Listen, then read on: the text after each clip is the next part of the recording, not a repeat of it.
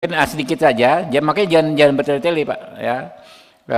Pointer-pointer pentingnya, nah berikut otopsinya nih gitu loh. Ya yang meyakinkan, semakin meyakinkan bahwa memang dia nih harus bertanggung jawab orang ini nih, si siapa namanya terdakwa ini, dan harus dihukum. Iya. Ya, baik Bapak, saya jelaskan pointer-pointernya. Jadi almarhum Dini Sera Afrianti ini berangkat dari apartemennya hanya dengan tersangka George Ronald Tanur menuju ke Black Hole KTV. Jadi fakta dari rekonstruksi peristiwa yang ada di dalam ruangan Black Hole itu memang sudah terjadi percekcokan dan tindakan penganiayaan, dan itu ada di bukti-bukti di rekonstruksi maupun juga diakui oleh tersangka tersendiri pada saat dilakukan rekonstruksi. Di sana sudah terjadi yang namanya penendangan dan pemukulan, Bapak. Kemudian itu berlanjut di lift. Pada saat di lift itu juga sudah terjadi pemukulan, yaitu pemukulan menggunakan botol itu yang lift itu ada ya? Ada rekaman, kita pernah lihat, ada yang pernah lihat? Ada rekaman, ada pengakuan dari terdakwa dan ada saksi. Ada pengakuan memukul pakai botol itu ada, ya? Ada. Oke, lanjut. Dan ada bukti dari visum juga, di bagian kepala belakang korban itu ada pendarahan. Begitu. Ya, saya lanjutkan Bapak ya. Karena adanya tindakan kekerasan seperti itu Bapak, kemudian pada saat itu juga sempat terkirim voice note dari korban kepada pihak teman korban yang mengatakan bahwasanya korban mengalami tindakan penendangan oleh tersangka. Itu ada, itu juga sudah dibacakan waktu di dalam persidangan. Jadi bunyinya adalah dia nendang aku terus, aku nggak tahu salah apa.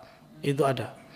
Itu sudah disampaikan dalam fakta persidangan dan sudah dimasukkan dalam bukti forensik, digital forensik di persidangan.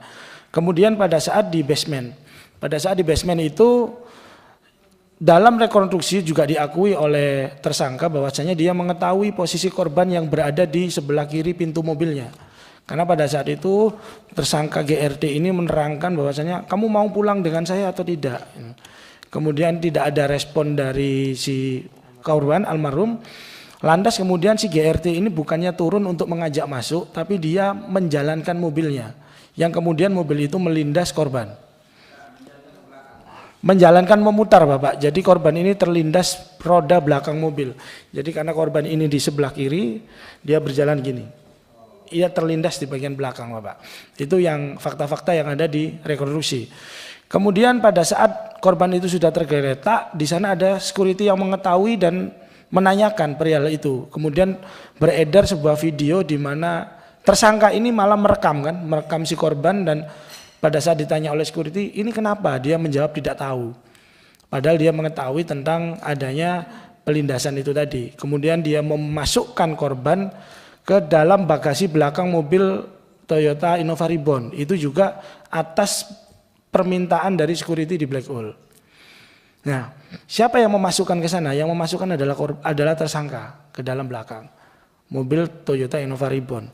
Pada saat mobil itu sudah dimasukkan dan korban itu berjalan dibawa oleh tersangka, ternyata tersangka ini tidak lantas membawa korban ke rumah sakit, tapi dia ke apartemen Orchard di Surabaya yang jaraknya kurang lebih itu 5 menit dari lokasi Pak. Di sana kemudian tersangka menurunkan korban di lobi, dibantu oleh pengunjung apartemen waktu itu. Yang kemudian tersangka ini diingatkan oleh oleh security apartemen dan pengelola apartemen, ini kenapa orang ini? Kenapa anak ini? Karena korban pada saat setelah menurunkan itu masih naik ke atas mengambil barang-barangnya, masih naik ke lantai atas mau bawa mobil, yang kemudian di atas didatangi oleh security untuk mengecek kondisi korban yang ada di lobi. Jadi sudah ada niat korban ini untuk mengambil atau dugaan kabur, melarikan diri. Kemudian ya tersangka, mohon maaf tersangka. Ya tersangka ya.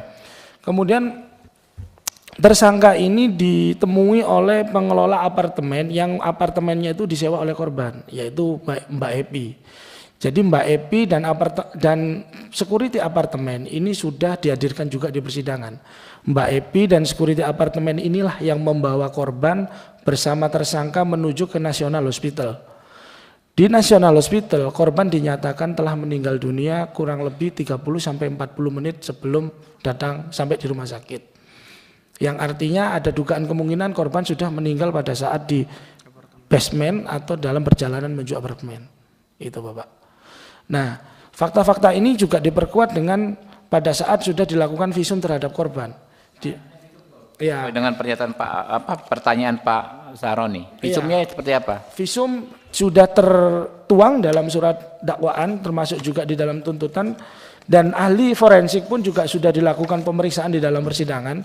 Jadi jika kita melihat dalam visum, bukti visum ini dilakukan oleh Dr. Reni Sumino, SPFM, spesialis forensik mayat magister hukum, dan sesuai hasil visum dengan nomor KF 23.0465 dengan jenazah almarhum Dini Sera Afrianti, hasilnya sebagai berikut Pak. Jenazah berjenis kelamin perempuan, berusia antara 20 hingga 30 tahun, panjang badan 159 cm, warna kulit sawo matang. 2. Pada pemeriksaan luar ditemukan A. Pelebaran pembuluh darah pada selaput lender kelopak mata dan selaput keras bola mata. B. Bintik pendarahan pada selaput lender kelopak mata dan selaput keras bola mata. C. Kebiruan pada ujung-ujung jari dan kuku tangan kanan dan kiri. D. Pucat pada ujung jari-jari dan kuku kaki kanan dan kiri. Analisisnya, kelainan di atas lazim ditemukan pada mati lemas. E. Luka lecet pada dada, perut, lengan atas kiri, tungkai atas kanan dan kiri, tungkai bawah kiri akibat kekerasan benda tumpul. F. Luka memar pada kepala kiri, telinga kiri, leher, dada, perut, punggung, anggota gerak atas kanan, lengan atas kiri, dan tungkai atas kiri akibat kekerasan benda tumpul. Yang ketiga, pada pemeriksaan dalam ditemukan A. Pelebaran pembuluh darah pada otak, usus halus, usus besar akibat mati lemas. B. Resapan darah pada kulit bagian dalam kepala, resapan darah pada kulit bagian dalam leher, resapan darah pada otot dada, resapan darah pada tulang iga kedua, ketiga, keempat, dan kelima kanan. C. Luka memar pada bagian bawah paru dan hati akibat kekerasan benda tumpul. D. Luka robek pada hati akibat kekerasan benda tumpul. E. Pendarahan pada rongga perut kurang lebih 1.200 ml. 4. Pada pemeriksaan tambahan ditemukan A. Ditemukan alkohol pada lambung dan darah. B. Pelebaran pembuluh darah pada otak besar, hati, ginjal kanan dan kiri.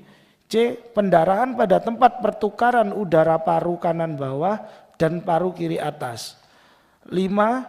Sebab kematian karena luka robek majemuk pada organ hati akibat kekerasan benda tumpul sehingga terjadi pendarahan hebat.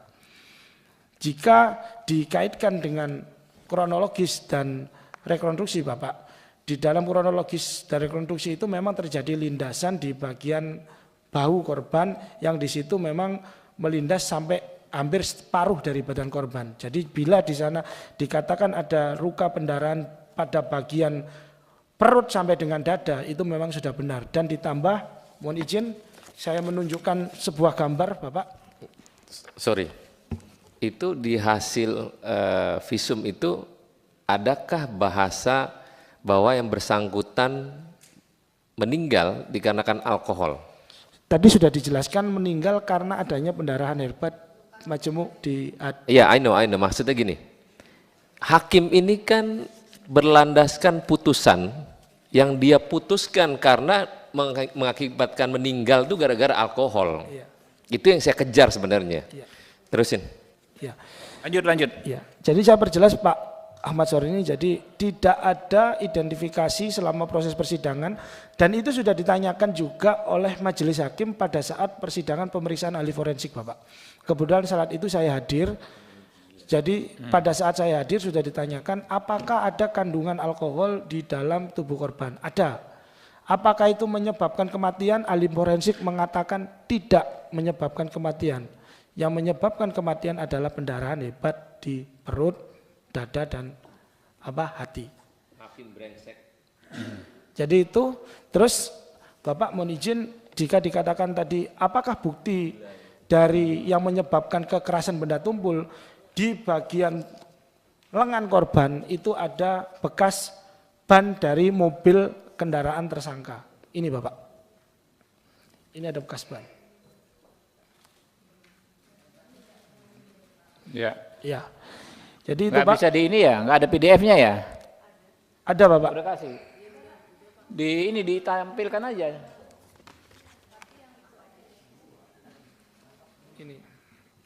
Ini kondisi jenazah sebelum dilakukan otopsi.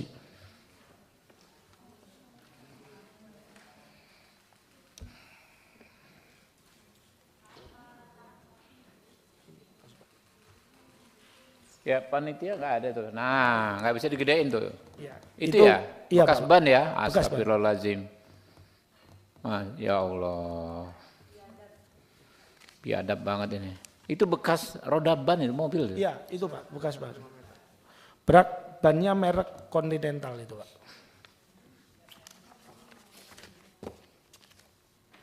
Ada.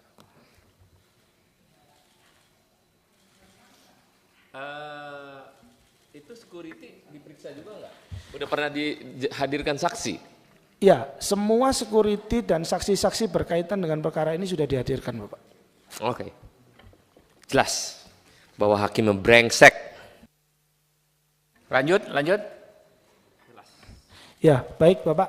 Dan kemudian yang menjadi catatan bagi kami dalam proses persidangan itu ada beberapa sikap-sikap dari hakim yang menurut saya tidak memberikan keleluasaan bagi saksi untuk menyampaikan apa yang dilihat dan apa yang dialami dan diketahui oleh saksi. Oke. Apa pointernya ini ya? Iya, Pak. Tolong sekretariat, bos, sekretariat ya. Nah ini menjadi pointer kita sampaikan langsung ke KY, jadi bahan pemeriksaan KY dengan Bawas. Ya, nanti bikin surat khusus ke KY. Tadi sorry, yang sebelumnya, slide sebelumnya mana tadi? Bukan tadi pointer yang Mas sebutkan tadi. Apa ya Mas dibacain aja Mas, sikap-sikap hakim yang ini. Iya, mohon izin Bapak. Untuk sikap-sikap hakim yaitu sifatnya kami melihat sikap dari hakim itu intervensif dan terkesan tidak memberikan keleluasaan bagi saksi untuk menyampaikan apa yang dilihat, dialami. Pointernya di PowerPoint-nya ada nggak yang Anda sebutkan tadi? Ada? Tidak ada Pak, kami tidak menyebutkan di sana Pak. Cuma sudah kami lampirkan dalam laporan kami di KY Bapak. Oke. Nah ya ini laporannya aja teman-teman ya. Minta tolong KY proaktif ya, sekretariat ya, bikin surat ya.